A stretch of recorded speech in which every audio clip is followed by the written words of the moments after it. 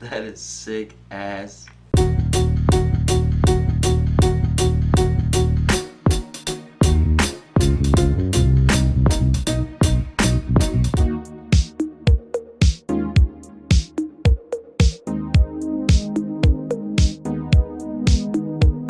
What is up, guys? Zenitech here, back again for another video. So I hope you enjoyed last week's video about my review on the Amazon Echo Auto. Man, I doubt Amazon's gonna be sending me another one, you know what I mean? Because I just went full savage in that review. I really like the product, but it's just, for me, it's not very intuitive when it comes to integration for my car. Anyway, today I have something awesome for you guys, and this is called the CamHome Blackbox S. I'll leave the product link in the description below for you guys to check it out. From the name itself, black box, that's like freaking, you know, military spec type shit. What am I talking about? Anyway, I got this on Amazon. It's less than $50, but it's actually an IP-based camera system. You can call it like a baby monitor, so to speak, but it's more of a grown-up type baby monitor. Because look at all these things that Amazon is comparing this camera to. So you can tell from this list, it's all Nanny Cam type stuff. Kind of sets it apart from the rest just because of the fact of the way it looks. Alright guys, enough chit chat and let's check this camera out. So let's go ahead and crack this bad boy open. The box is nothing too exciting. It's just a regular box, and within the box you actually find your quick guide user manual, which is going to be helpful later on. You also have your USB power brick. It only takes about an amp of usage. USB cable, which is a micro USB, mounting brackets, and the mounting bracket plate. And it also comes with this weird felt looking sticky for your edges, since it's pretty sharp, guys. So looking at the bottom here, guys, you'll have your microphone, speaker, status light, SD card slot, which supports up to 128 gigs. This is actually pretty good. Your reset button, and of course your power outlet. So looking at the camera here, it's fairly small. It's about 2.5 inches by 2.5. So it's very symmetrical, guys. Well, except for the camera, of course. So before we move on ahead to the actual setup here, let's take a look at the features real quick. So this will stream 1920 by 1080p full color HD. Although a bummer, it will only save it at 15 frames per second. You're going to be using your internet, you'll be using your cellular data.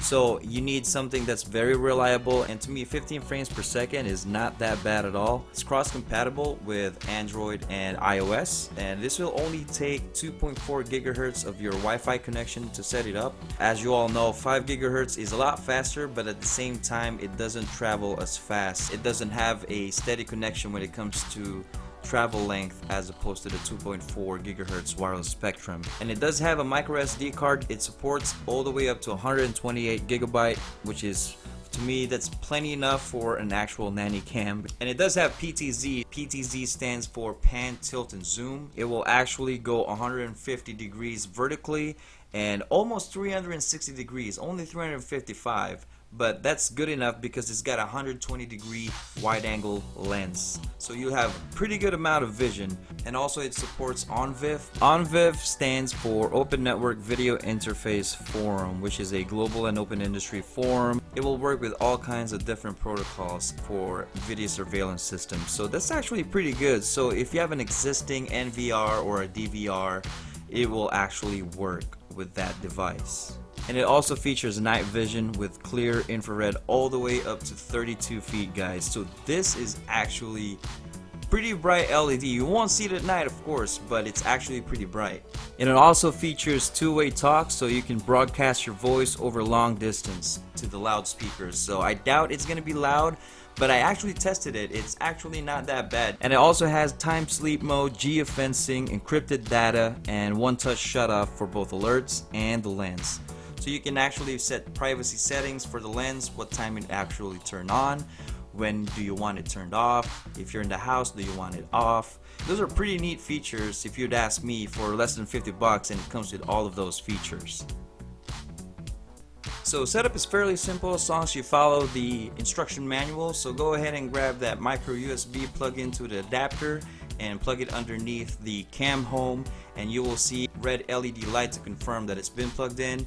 So if you're not sure if this has been used before or not, whether you bought it new or used, go ahead and press that reset button for 5 seconds. Press and hold it until you hear that chime, and that will actually reset everything back to default setting. Once you got that done, go ahead and grab your camera and the manual. It does have a QR code, so you can actually just take a picture of that and it will take you straight to the link to download the app. So like I said, this is available for iOS and Android, so tap whichever operating system you have. So in this case I do have iOS, and download the CamHome element. So once you're done downloading that, go ahead and open it and hit allow for your notifications. And setup is fairly simple, guys. You just need to sign up with your email.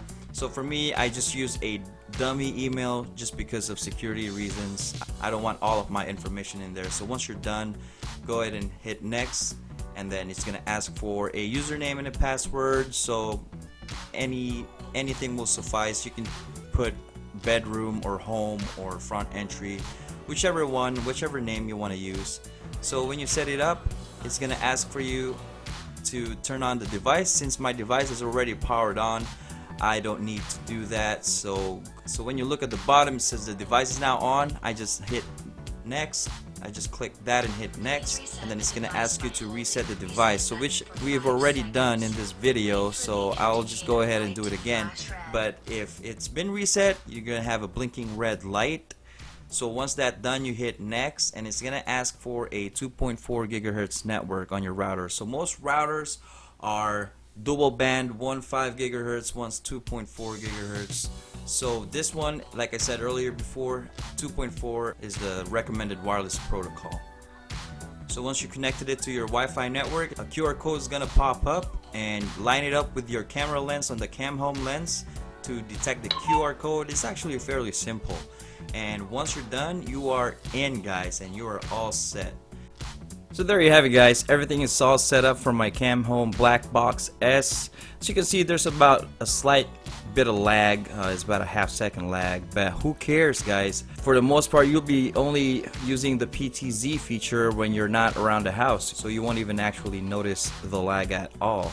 And it even has cloud storage service, guys. I mean, that's probably a monthly subscription that you're gonna have to sign up for, but you don't need to, since everything is in your micro SD card.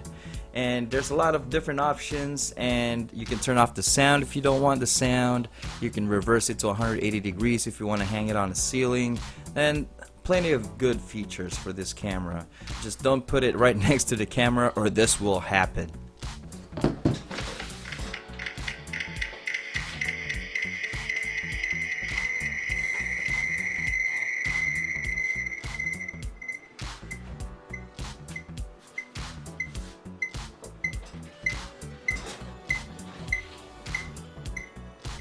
So like I said earlier, all the files are encrypted, so when you pull out your micro SD card, it's not actually going to be a .mov or .mp4 video file. It's going to be just a regular data bit, which requires encryption. It will only be encrypted in your phone locally when you start to hit record on the actual footage that you want to get recorded. When it detects a motion, it will actually capture it as a data in your SD card, but it's encrypted. So that's one great feature that I like about the CamHome Blackbox S. So there you have it, guys, the Blackbox Camera S. It's a really good deal for the price because of the fact that it's user friendly, and at the same time it's got a good build quality, and also when it comes to reviewing your footage, everything is crystal clear, especially that night vision setting. I really love that feature. Of course, it's an indoor camera, so it's actually a good investment for your house because it looks sleek, it looks cool. It doesn't look any other type of Nanny Cam out there. I'll leave the product link in the description below for you guys to check it out. And once again, thank you guys for watching. If you enjoyed this video, go ahead and hit that thumbs up. If you don't like it, well, you know what to do. But if you want more videos, go ahead and hit that subscribe button. Go ahead and hit that bell icon, guys, so you will get notified for the next video that I'll be putting out for next week. Thanks again, guys, for watching, and I'll see you guys in the next one.